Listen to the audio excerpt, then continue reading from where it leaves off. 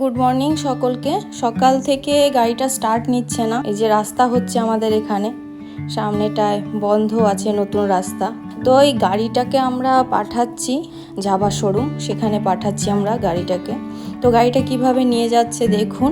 এইভাবে গাড়িটাকে নিয়ে গেলে কিন্তু খুব সেফলি গাড়িটা যাবে, না হলে অনেক রকম স্ক্র্যাচ হয়ে যায়, গাড়ির অনেক রকম ক্ষতি হয়ে যায়, আর এত ভারী গাড়ি নিয়ে যাওয়া সম্ভবও নয়। সেই জন্যে আমরা গাড়িটাকে এভাবে পাঠাচ্ছি।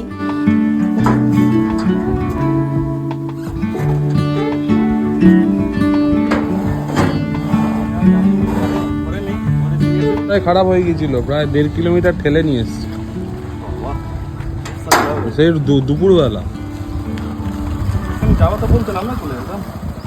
আরে তখন আর কি, আমার আছে মিটিং, এখন কখন আসবে কখন এ হবে নিয়ে চলে এলাম।